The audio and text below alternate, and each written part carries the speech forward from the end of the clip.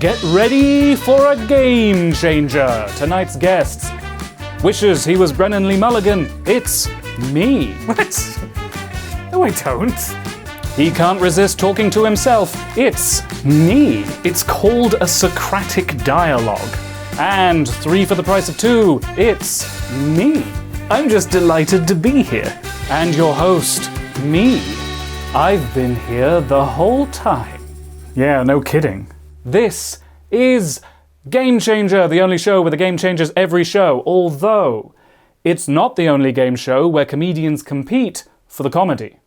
Now, you all understand how the game works. Of course. Obviously we do. You said the thing. Well, since you all seem so confident, let's put your knowledge to the test. Here's your first question. What is a panel show? James number 1. Easy. A panel show is a type of game show featuring a panel of celebrity guests. Typically, contestants compete in a game which involves the panel in some way. In Match Game, contestants answer prompts while attempting to match answers given by the panel. In Hollywood Squares, contestants claim tic-tac-toe squares by agreeing or disagreeing with answers to trivia questions given by the panel. Sometimes, in rarer cases, it's the panel who plays the game. In What's My Line, celebrities ask questions to guess the contestant's occupation. The format was invented in the US around the 30s and 40s, peaked in the 70s and 80s, but despite scattered revivals or parodies on Drag Race, it's pretty much fallen out of popularity. Oh, James number 2 coming in with the steal. Wait, he can steal? Sorry, but that answer's a bit basic. No disrespect. You're disrespecting yourself. I'm literally you? Then you should know. If you ask this question in the UK, you get a very different answer. The British panel show does away with the contestants. The panel plays the game, often in teams. Instead of celebrities, it's a panel of comedians. And while it's like a game show, generally with points awarded for answering trivia questions and a winner declared at the end, that's not really the point. There is no point. This is a pointless exercise. We are whiling away our finite time before the grave. There's no prize, there's nothing actually at stake. The game is just a loose structure which gives the comedians something to play off. The answer is 18 billion. What is the question? Is it the amount of times we've discussed Brexit on this show? It was rather a big news story, Rob, to be fair. I know, but keep going on about it. Sometimes the structure is very loose. He's seen the floor in this game. Jimmy's ploughing on. What do you mean Jimmy's ploughing on? It's my job. Is Sean bluffing? Does he have a carry in his box? Of course, the traditional American-style panel show did make it over to the UK in the 40s. We had our own versions of What's My Line and Call My Bluff. But somewhere along the way, the format evolved into something else. It probably began on the radio, where the BBC had already made the leap to panel shows without contestants, basically celebrities playing party games. But in the 70s, the stars of the radio sketch show I'm Sorry, I'll Read That Again wanted a new radio show which they wouldn't need to write scripts for. The result was I'm Sorry, I Haven't a Clue, with the tagline, The antidote to panel games. in which comedians play sillier versions of party games. Each team has the words of a well-known song, which I'm going to ask them to sing to the wrong tune. And it was so popular, it's still on the air today. There was also the radio show Just a Minute around the same time, but I'm trying to summarise this without hesitation, repetition, or deviation. On television, perhaps the first bona fide British comedy panel show was Have I Got News for You, which began in the 90s, itself inspired by the radio panel show The News Quiz. And while it has all the hallmarks of a modern panel show, comedians play a pointless trivia game about the past week's news, it also kinda resembles the traditional panel show format in that the panel also hosts experts, such as journalists or politicians. Well, experts is debatable, but considering the regular team captains are a professional comedian and a satirical journalist, the structure seems designed to bridge the gap between testing knowledge and making fun, perhaps so it would appear more recognisable to TV audiences. Either way, it was so popular, it's still on the air today. I've actually heard people say, I get all my news from Have I Got News For You? And these people can vote. But now with the format firmly solidified in the public consciousness, its popularity skyrocketed, with shows like They Think It's All Over, Shooting Stars, Nevermind the Buzzcocks, Would I Lie to You, Mock the Week, Room 101, A League of Their Own, 8 out of 10 Cats, Out of 10 Cats Does Countdown, QI, Celebrity Juice, Mel Gedroych's Unforgivable, Richard Osman's House of Games, Dara O'Brien's Go 8-Bit, Harry Hill's Alien Fun Capsule, Taskmaster, Hypothetical Question Team, and the Big Fat Quiz of the Year. Which isn't even all of them. That's what we're talking about here. Not game shows, but British comedy panel shows. How can you even call that a panel show? There isn't even a panel. The panelists just are the contestants. Soap operas don't sell soap anymore, but we still call them soaps. That's just how the game is played. Sorry, James number 1, but that point will go to James number 2. What? Next question. Why didn't the British panel show make it in the US? Yes, James number 3.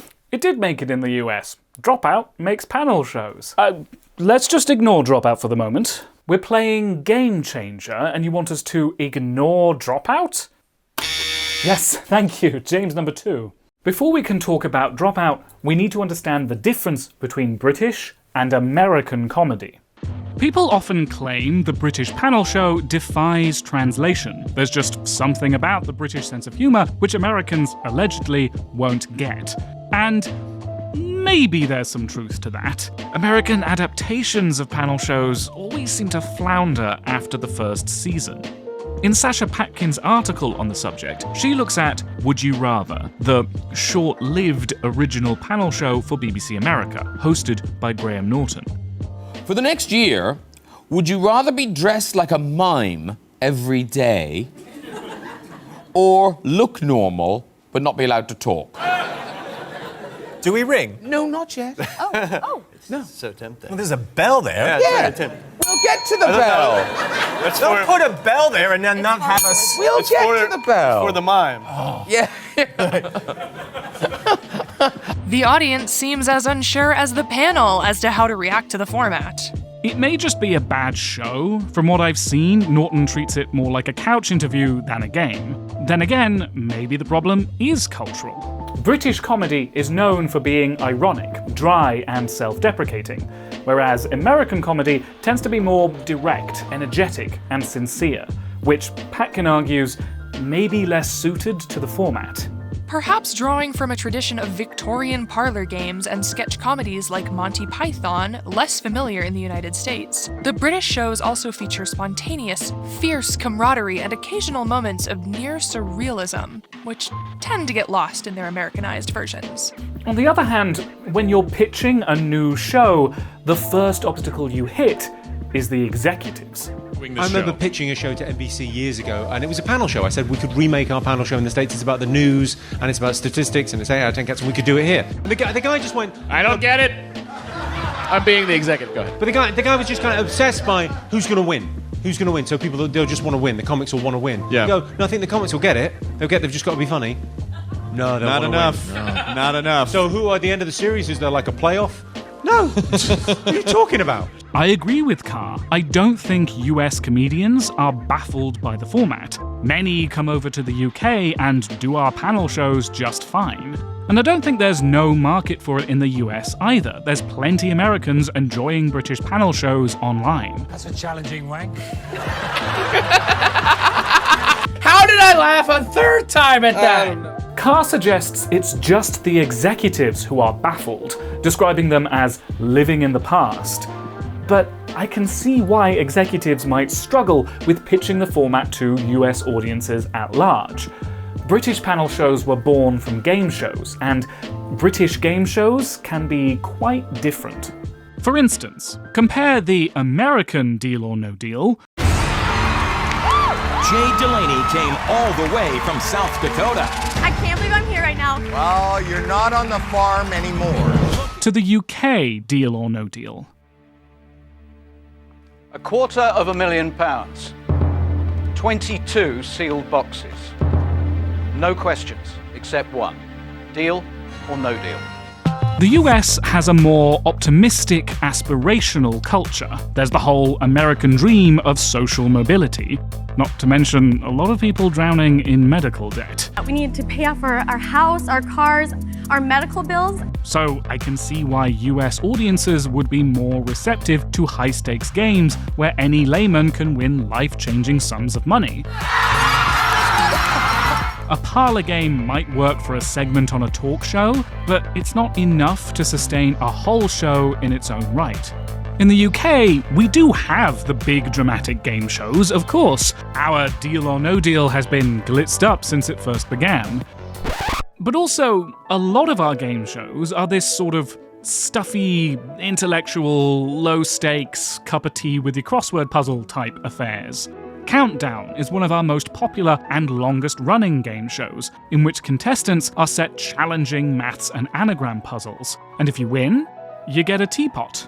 Or a nice set of dictionaries, both of which pale in comparison to the bragging rights of winning Countdown. The game itself is what matters. The hosts even stay quiet during the rounds so you can play along at home. So it's a short step to take from British game shows to British panel shows, as demonstrated by the fact Countdown has literally taken that step. In 2012, the regulars of Cars panel show, 8 out of 10 Cats, did a charity crossover special of Countdown, which was so popular it became a full series of its own. And it's still on the air today. But it's a bigger leap from American game shows to British panel shows, or whatever the American panel show would be. Maybe it is just harder for Americans to wrap their heads around the idea of a game show where the game doesn't matter. Oh, James number 1, now it's your chance to steal. With all due respect to my learned colleague, I think he's forgotten about Whose Line Is It Anyway? Welcome to Whose Line Is It Anyway, the show where everything is made up and the points do not matter. Whose Line Is It Anyway is perhaps the only example of a British panel show successfully migrating to the States. And I mean very successfully. The original UK version, which began in the late 80s, lasted an impressive 10-series run. But the late 90s US version, and its 2013 revival, have enjoyed a combined 21 seasons, and it's still on the air today. But this is the exception, otherwise it wouldn't need to begin every episode by explaining that the game doesn't matter, something the British version never needed to do.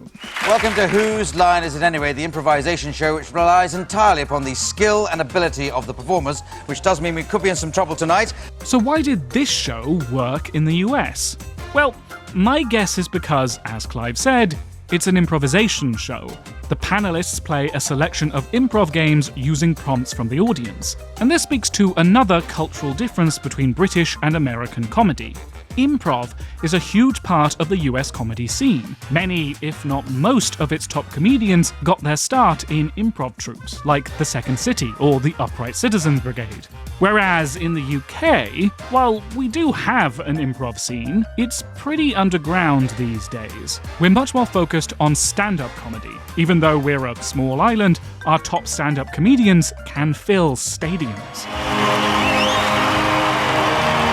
The US has an equally huge stand-up industry, of course, but the popularity of US improv, compared to the UK, may reflect our different comedy styles. UK comedy is more about verbal jokes and quick-wittedness, like stand-ups do.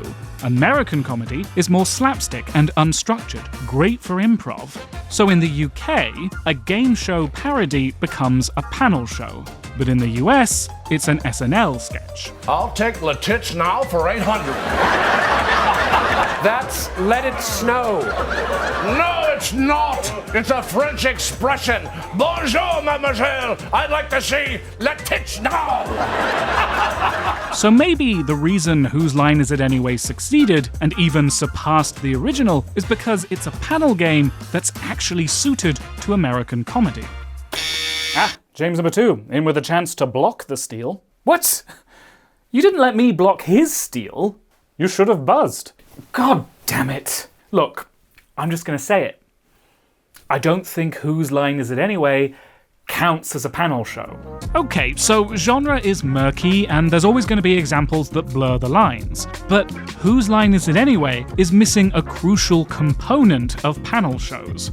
Sure, it's comedians playing a game that doesn't matter, but the reason it doesn't matter is because the game is entirely arbitrary. Sure, the players are awarded points, but nobody keeps track of them, and at the end, the host just picks a winner basically at random. And tonight's winner is the lovely Colin Mockery. So, Sure, the rounds are improv games using audience prompts, but that's exactly what you'd see at any improv show in a New York basement. You don't need to award points or pick a winner for this format to work. With a British panel show, when we say the game doesn't matter, we mean the game has no stakes. That is, it's played purely for the comedy value. But the game does matter because it makes the show competitive. You might say the game in QI is arbitrary. Panelists are scored based on how interesting they are, but it's become a running joke that nobody understands how the scoring system works. I think we all agree that nobody in this universe understands QI's scoring system. So, by that logic, were we to raise the subject of the scoring system and I was to do that, then... I wonder what the score is now. Yes, the score now, amazingly, Bill has 3 and everyone else has 0. Nevertheless, it's competitive because the panelists are being judged. There's a steep penalty for answers the game deems as obviously incorrect. Finders keepers, losers weepers, right? That's the rules. Yes, it is. Yes. Oh, what? Hey, you tricked me. That's a dirty trick, right?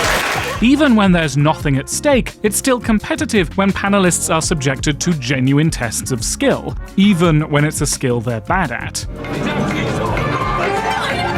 it to me like it's obvious.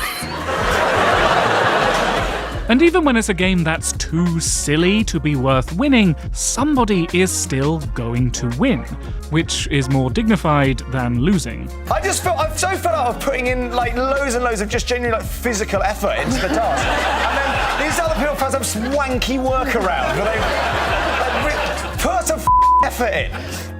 Look, I buzzed. Can I defend his block of my steal of his point? You can indeed. Great. So, yeah, there's competition, but some of the games in British panel shows are very flimsy. What about Mock the Week? The teams don't try to win, they just crack jokes. And the game doesn't only have quiz-style rounds, they also play improv games. Not all that different from Whose Line Is It Anyway? There's even a round called Scenes We'd Like to See, which is basically identical to Scenes from a Hat. unlikely lines from a James Bond movie. Lines you wouldn't hear in a James Bond film. James number 2, you can counter his defense of your block of his steal of your point. What is this game? Well, that is the idea. I'm sorry to have to tell you this, number 1, but Mock the Week is not improv. It's scripted. While some panel shows do depend on the panelists being entirely unprepared, others will let the panelists know the questions ahead of time. Of all panel shows, Mock the Week is one of the most written. The panelists aren't improvisers, they're stand-ups doing material they wrote for the show. And yet, it's still competitive. The scoring is largely obscured, but someone's keeping track of it. The winning team is not random. And though panelists mostly just tell jokes and don't actually try to win the game, there's still an element of one-upmanship, the fierce camaraderie Patkin described, what we Brits would call banter. Your head is absolutely enormous. In fact, on a normal size head, that would be a full head of hair. But the good thing is... Are you not staying in my house tonight? It's this kind of repartee which British panel shows intend to create. So that's a parry of his counter of your... Yeah, we get it. I don't see how banter is all that different from improv.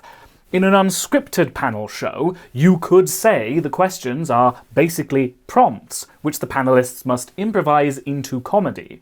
By that logic, you could say that all panel shows are improv games. Oh, that's a good point. No, it's not. It's a completely different thing. It's not improv, it's quick-wittedness. This is a skill you hone as a stand-up by doing crowd work, dealing with hecklers, changing material on the fly. And it's inherently competitive. Stand-up is one person alone versus the audience. In a panel show, that same skill can be leveled against the opponents, or the host, or the game itself. But improv depends on cooperation. Improvisers are taught to say yes and, to work together with their castmates to create the comedy. It's not about clashing personalities, you don't even perform as yourself, you play characters. Yes, it's a skill, but not one you can judge people on. Well, you can, there's a lot of bad improv. How much for this shirt? I can. $1 million. But it's not easy to make competitive. How do you out-improvise an opponent? What about Mornington Crescent, the nonsense non-game on I'm Sorry I Haven't a Clue? Panellists take turns naming tube stations or London street names, while improvising impenetrable rules to challenge each other's moves. Hans Crescent. Vauxhall. I just heard a crescent whistling through there. I don't know whether you're on your toes there, Ump. Yes, but he was in Spoon. That's wild. Yeah. Oh. That's just one short improv round on a panel show with actual games. It's not really competitive because anyone can win at any time just by saying Mornington Crescent. Yeah. No. Yes. Snatch Game. Snatch Game is a parody of an actual game show, and it does competitive improv.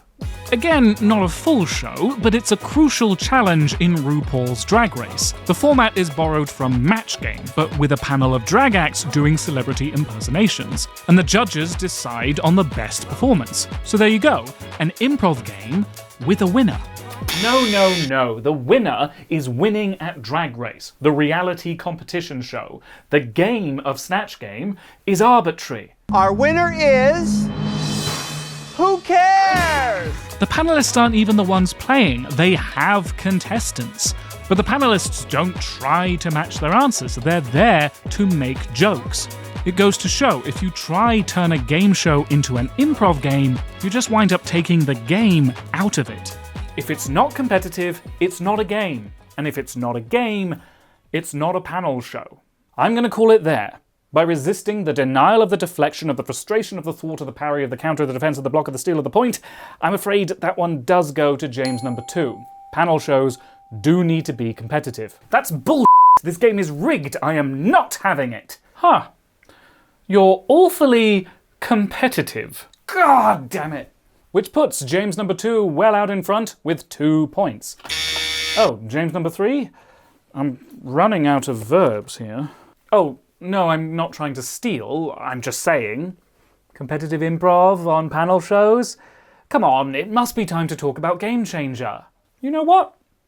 Yes, it is. Right after these messages. Oh.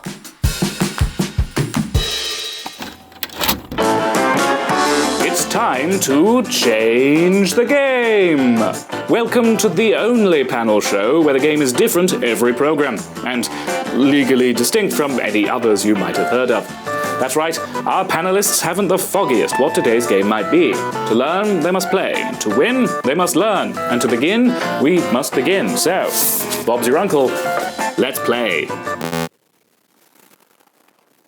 Oh dear. Looks like you're trying to watch from across the pond. What you need is NordVPN, our collaborator for today's video. Here's the science. A virtual private network works by taking your browsing data and rerouting it securely via a remote server. Think of it as taking the Victoria line instead of the Piccadilly. You get it. The upshot is, by choosing the location of your server, you can browse as if you were really there, which means your usual streaming services will show you international programming you don't normally get to see.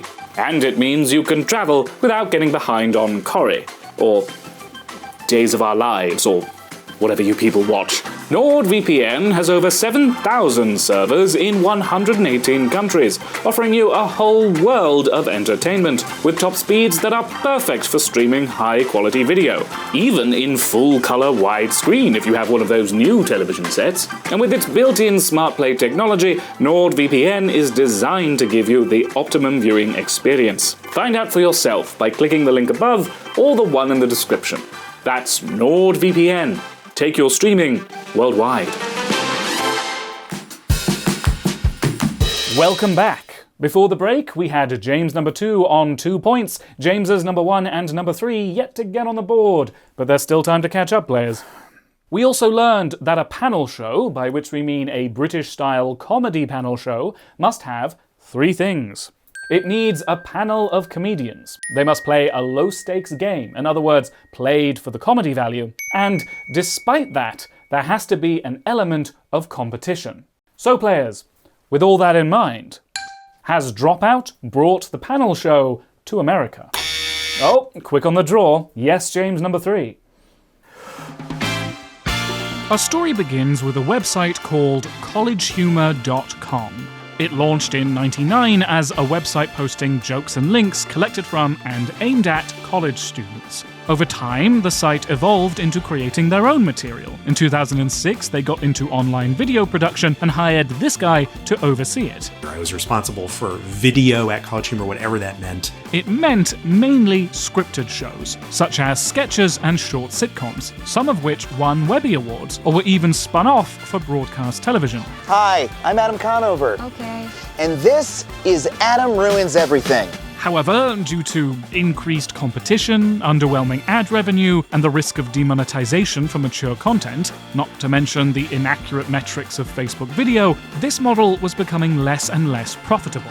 So, in 2018, College Humor launched its own streaming service, Dropout, featuring exclusive and uncensored content for paid subscribers, which, at launch, was mildly successful. Nevertheless, by January 2020, College Humor's parent company, IAC, had decided to sell it. In fact, they wanted rid of it so desperately, they actually scared off potential buyers and wound up selling it to this guy for the low price of free. Well, not the whole thing, mainly the video production side of it, and sadly, it still meant having to lay off nearly all of their staff. They lay everyone off except for 7 people that I pled them to keep. But Reich had a vision. Dropout had seen less success with its high-budget scripted shows than with its cheaply made unscripted ones. Hello, one and all! Dimension 20, Dropout's actual play Dungeons & Dragons show, was an immediate hit and has since become an international sensation. You could argue that it's a sort of panel show. It's comedians playing a game that's genuinely competitive, but the game is played sincerely rather than for the comedy value. Sure, it's a funny show, but comedy isn't necessarily the goal.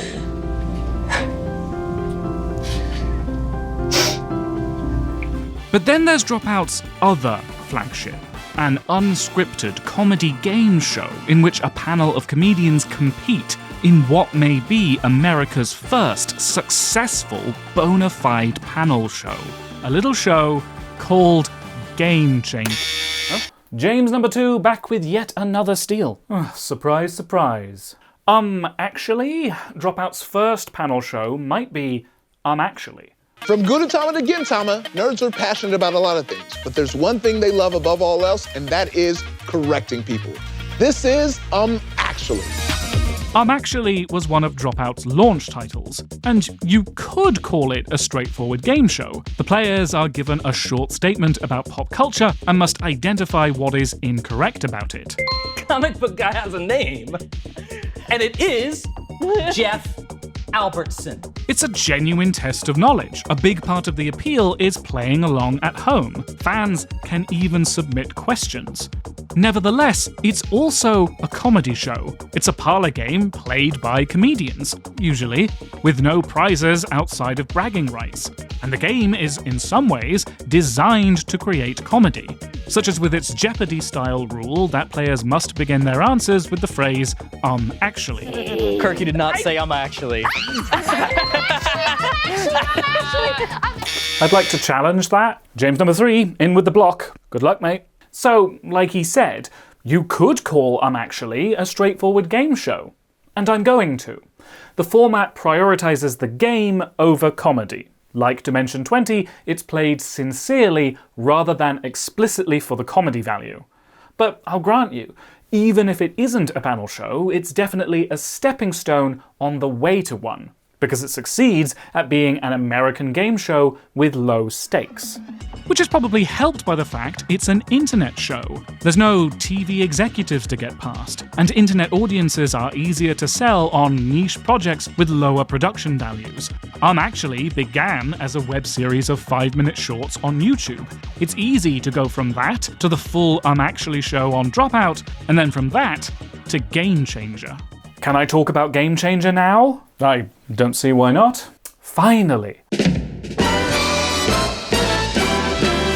This is Game Changer, the only game show where the game changes every show. In some ways, it's difficult to pin down the format of Game Changer, because part of the format is the format changes every episode.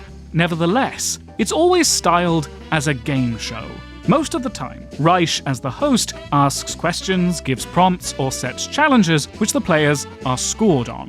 But not only do contestants compete against each other, part of the premise is they must figure out what game they're playing while they're playing it. I have like 4 theories in my head of what's going on, and I can't confirm any of them yet. This aspect matters more or less depending on the episode, but it often means the game is designed to outright deceive the players.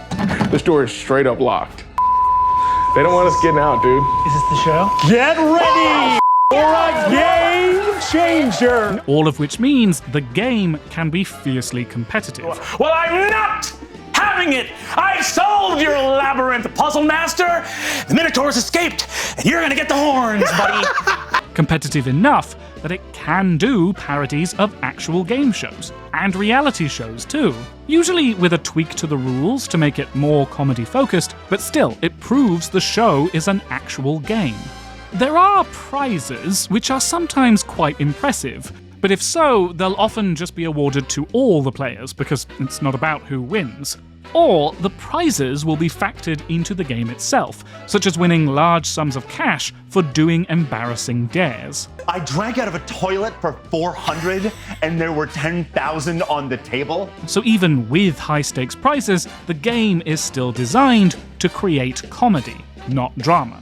And it even succeeds at making improv competitive.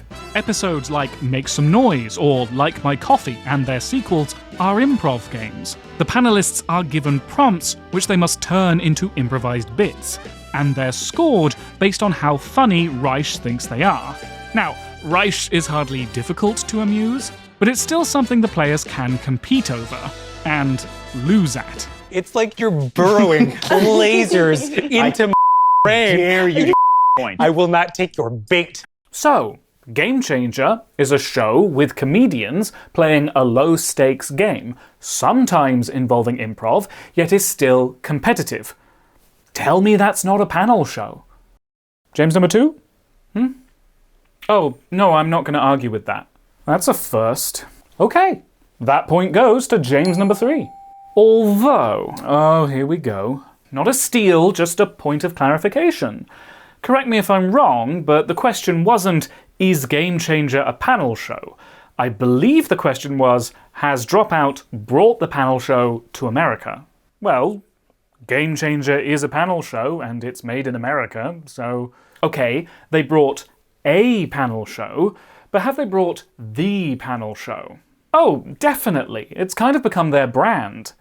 Having seen how popular their low-budget, unscripted shows were, Reich pivoted to doing more of the same. And the big advantage of Game Changer is it's a perfect testing ground for new games. After Reich took over as CEO, the first 3 shows he launched, Dirty Laundry, Play It By Ear, and Make Some Noise, were all panel shows spun off from Game Changer episodes. Welcome to Make Some Noise! The game's so good, we spun it off unchanged. There it is. James number 2. Now you're ready to steal? Well, it's not exactly unchanged, is it? To be fair, Sam does use air quotes when he says that, because while the Make Some Noise episodes of Game Changer succeeded at making improv competitive, when the idea was spun off into its own show, it lost the competition. Much like Whose Line Is It Anyway, the points Reich awards players are made up. Yeah, let's say 10, 9, 8, 7, 6, 5, 4, 3, 2, 1 amount of points for you. You're so warm up. That's so many points. I didn't count, but it might be in the billions. And the winner is chosen at random, making the game arbitrary. Brennan's real feelings about our loosey-goosey point system. It wouldn't take anything away from the show to just do real points. We have either an arbitrary system, or we have a system where we actually have some kind of rubric for who did the best job. Now, while I'm sure Brennan was playing it up for the cameras here, I don't agree with his take, because the game is already arbitrary. Each player gets a prompt. They improvise, they get a point. You can't exactly fail to interpret an improv prompt. But if everyone always gets a point, there's no way to win. There are mini-games where players buzz in with answers, and that's kinda competitive because Reich picks his favorites, and you can kind of lose. Vic. Evelyn Tucci, the paternal grandmother of Stanley Tucci. I love that answer, and I'm gonna disqualify it.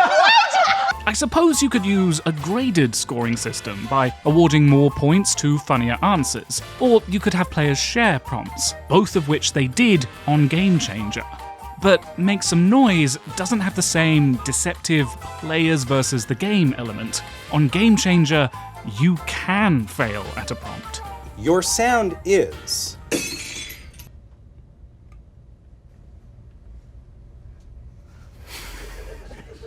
So I don't think Make Some Noise would be helped by making the players genuinely compete. But while I think that makes for a better show, it also means it's not a true panel show. It's an improv show. Play It By Ear does the same thing. It removes points and winners entirely, becoming a straightforward musical improv show, not a panel show. And Dirty Laundry, okay, that one I'll give you. The panelists are told secrets and must guess which of the other panelists it belongs to, or bluff to avoid being guessed. It's comparable to the British panel show Would I Lie to You, although with more of a talk show vibe. Still, it's comedians, it's low stakes, it's competitive. It is a panel show. James number 3 with the block. Okay, so we agree. They made 2 genuine panel shows, and 2 or 3 shows which resemble panel shows. And it's on the success of these that Dropout has not only survived, but flourished. Despite a pandemic and shutdowns during the SAG-AFTRA strikes, Dropout has stepped over a graveyard of Quibbies and CISOs to become perhaps the most celebrated independent streaming service. There's no officially released subscriber count, but as of late 2023, it was allegedly somewhere in the mid-100,000s. This was also the year the College Humor brand was officially retired in favour of Dropout. So Dropout has proven American audiences do have an appetite for this format, and that American-style comedy can fit into it. In the year following their 5th anniversary, they launched 7 new original shows, most of which are iterating on the panel show format. That's a very specific way of wording that. Look, I know they don't all meet your criteria, but it is true Dropout has made a brand of unscripted, easy-watching comedy shows with panels of guests. And at least 2 of their new shows, Thousandaires and Gastronauts, definitely qualify as panel shows. Oh no, I am definitely challenging that. Again, it's the competitive element that falls flat. In Thousandaires, the panelists are each given $1,000 to spend on whatever they like, and the host, who changes every episode, chooses the winner and buys them a $1,000 prize. So it is ostensibly competitive, but for the bulk of the show, the competition isn't relevant. It's just short segments of the panelists presenting their purchases to the others. I can't help comparing it to the prize task rounds of Taskmaster. Here, the panelists are given something of a brief. The best see-through item, the best thing you can carry, the most cash, the best burstable item, the thing that makes everyone go, wow, that really is the greatest thing. So they actually have criteria on which they will be judged. And the judge is Greg Davies, who is difficult to impress. The comedy writes itself. Right, my thing is guacamole. Okay, and what? In Taskmaster, this is just one round. But Thousandaires, giving the guests no brief outside the budget, stretches the concept out for a whole show, which feels much less focused. It puts all the responsibility on the panelists to do something funny and entertaining with their segment, which is very hit or miss. Drag impersonations of the other panelists? Perfect. A royal-themed chicken coop. I mean, it's fine, I just don't think it's enough to fill a 5-minute segment of television. Sorry, Kimia. Gastronauts kinda has the same problem. It's an interesting pitch. The panelists are an actual panel, with professional chefs as contestants, competing in silly food challenges the panel sets them, like heaviest meal by weight, or best meal I can wear as a hat. The comedians pick a winner for each challenge, and the chefs pick which challenge they liked most, which, sure, is a competition, but it doesn't feel very competitive. Having professional chefs judged by comedians means the panel are invariably blown away with whatever they cook up. Oh my god, that's one of the best things I've ever had in my life. It also doesn't really focus on the contestants. We spend most of our time with the panelists watching from another room. Even when host Jordan Myrick goes to interview the chefs, it's while they're cooking, so they're kinda distracted. Which means the meat of this show, pun fully intended, is comedians filling time. I have a surprise for you all. And it's not that that's never entertaining, but again, it lacks focus. The comedians just aren't that involved with the actual structure of the competition. But there's a lot of people here making this work, and we are the chuckle nuts for the camera. Absolutely. I don't know, maybe I'm just too British to appreciate these shows, but it feels like the format is struggling to accommodate that American brand of unstructured improvisational comedy. Despite the success of Game Changer, I think Dropout's new shows work better when they lean away from the panel show format. Monet's Slumber Party is part talk show, part variety show, with bits of improv that feel a little forced. They do play games sometimes, but I think it works best when the structure is loose and casual, just friends chatting about sex and relationships. It is a slumber party after all. Dropout Presents is a no-brainer. Just film the Dropout regulars doing stand-up and improv shows. That's what they do best. And Very Important People is just a straight-up improv game, without even the pretense of being a panel show. A guest is given a blind makeover, they use that to create a character, and then improvise as them for an interview. It's silly and surreal, and it won the Webby's People's Voice Award, as voted for by the public. So if you're trying to argue Dropout has nailed the American panel show format, I'd say these examples suggest otherwise. Their best new shows aren't panel shows, and their new panel shows are still butting up against that cultural divide. And not just because the panel show format doesn't lend itself to improv, though that is true, but also because Dropout is going for a particular brand of feel-good, light entertainment, a big part of which is parasocial. Wait, doesn't that mean, like, stalkers thinking that celebrities are their friends? Like how some Dropout fans get weirdly obsessive about Brendan Lee Mulligan. I can say that because he and I would actually be friends. Yeah, it's true the word has a darker connotation these days, but the idea is actually much older. The term parasocial, coined in the 1950s, refers to the one-sided relationship an audience has with media personalities. It's the illusion that the people we see and hear in the media are people we actually know and are friends with. But an illusion is all it is. Not only because the relationship isn't reciprocal, we've never met these people, but also because no matter how sincere a person in the media is, the persona they present to the audience will be, to some extent, manufactured. But our relationship with the audience is different. What we have is real. Shh. Sure. And I don't want to downplay the side of it where people blur the line between performance and reality, but there's a long history of media designed to create parasocial relationships. All media is an illusion. So long as we're aware it's an illusion, as I think most people are, that isn't necessarily bad. The illusion of Dropout shows is the experience of hanging out with your friends. Dropout has a pool of regular cast members who it wants you to like, to want to spend time with, to feel like they could be your friends. And it also wants you to feel like they're all friends with each other, which may genuinely be true, but it's still part of the experience Dropout is selling. There is a parasocial element to British panel shows as well. They share a pool of hosts and guests, each performing as a persona of themselves, who you may feel like you know, but they're less concerned with making the experience feel friendly. But he doesn't hate me, right? No!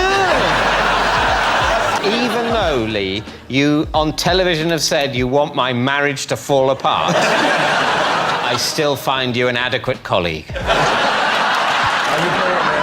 See you later. I can't What? Sorry. Oh no, Preston, no, come no, on. I'm seriously going home. Preston, we're having fun. Oh, come on, Preston. Oh no, we can't lose Preston. It's not that either style is better or funnier than the other, but they do have different strengths and weaknesses. Like, compare one of the other new Dropout shows, Smarty Pants, with the British show Comedians Giving Lectures. The two shows are pretty identical. They're both seminar shows, in which comedians give short academic-style presentations, essentially stand-up with visual aids. Let's hope Dave Gorman doesn't sue. Neither are panel shows, of course, because they're not competitive. Also, please vote for me. I'm not sure if this is a competition. In fact, Comedians Giving Lectures tried to be competitive by having each presentation graded by a real academic, combined with an audience vote. But the judging criteria were vague, and the result was pretty meaningless.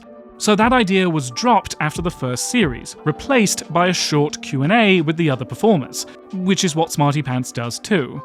But I think where Smarty Pants improves on Comedians Giving Lectures is that it makes it more parasocial. Comedians Giving Lectures is styled like a lecture, delivered to a real audience, whereas Smarty Pants is fashioned after the recent trend of PowerPoint parties. It's smaller scale, more casual, and they present not to an audience, but to a room of other comedians, which allows for a more organic back and forth. What's the one on the left and the one on the right? That's an underwater city, and that's another underwater city.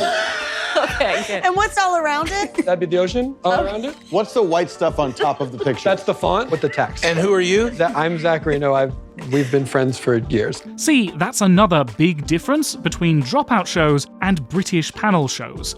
The audience. Every British panel show has a live studio audience. I've been in one of them. I'm right, here. Oh, just off camera. Well, anyway, Dropout shows don't have audiences. Well, apart from Dropout Presents, of course. I assume that's partly for budgetary and logistical reasons, but it also makes for a more parasocial vibe. Comedians Giving Lectures feels like a slightly stuffy comedy gig. Smarty Pants feels like going to a party with friends. But on a panel show, it's a very different energy performing for a live audience than it is performing for Sam Reich.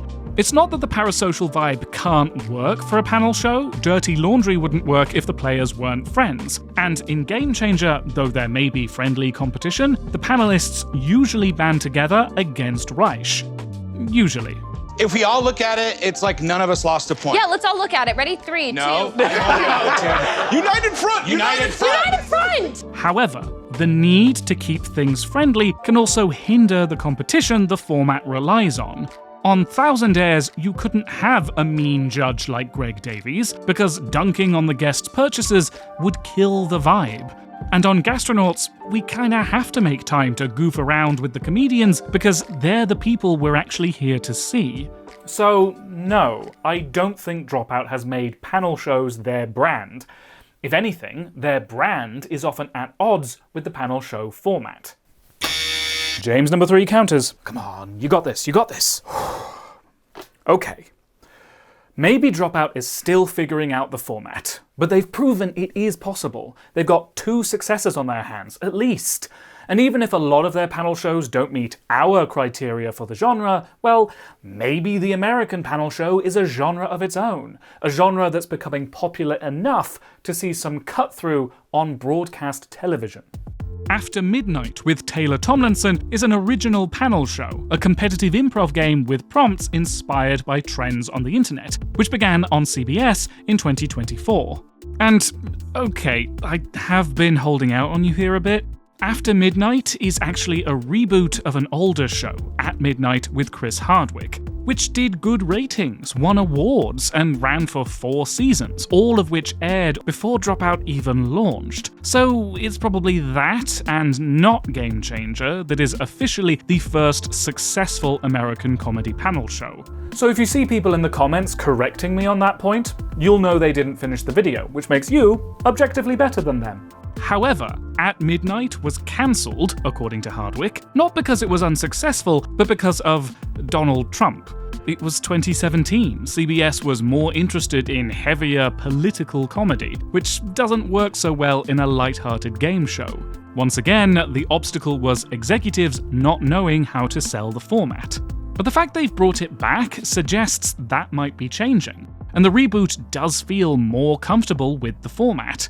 In the original, Hardwick would introduce rounds with a lengthy comedy monologue, as if trying to pass it off as a late-night show.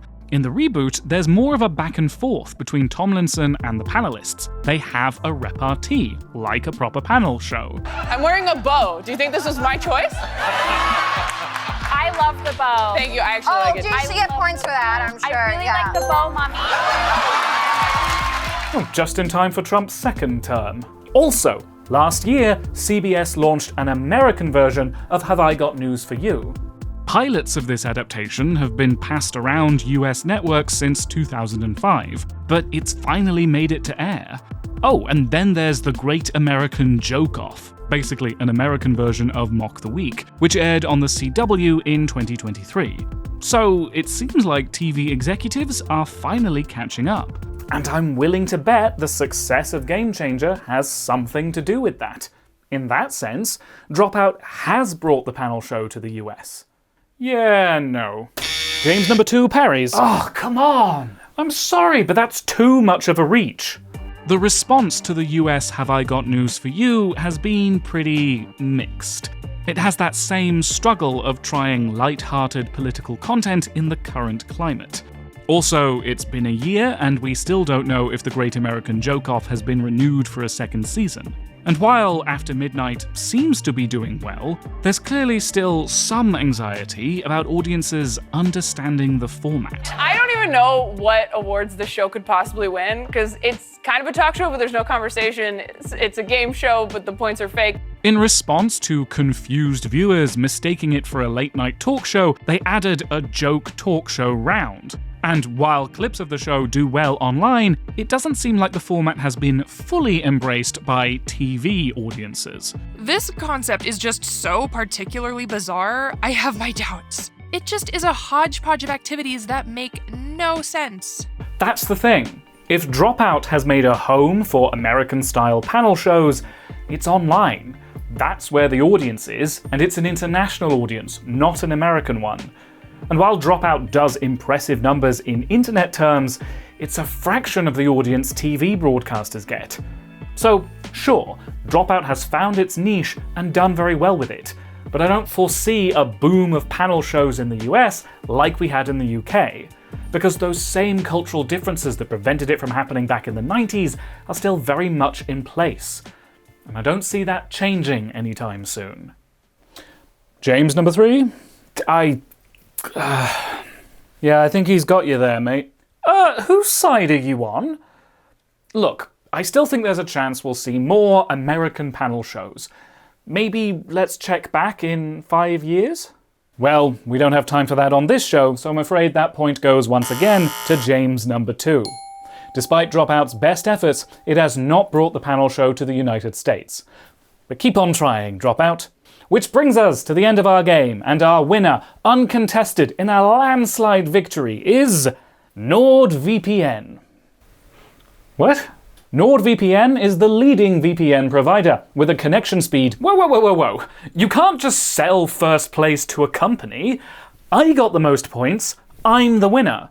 I also have mixed feelings. Yeah, not even Sam Reich would be that diabolical. Well, come on, guys. This isn't Dropout, it's YouTube. If you want the ad-free version, then why not sign up to my Patreon? Oh. No. Patreon members get early access to future videos, as well as exclusive extras and behind-the-scenes content. You could also follow me on whatever social media is the least bad. I am on Blue Sky now. And don't forget to subscribe, drop a like, share with friends, and of course, get in the comments! Wow, you really do wish you were Brennan. Shut up! No, I don't.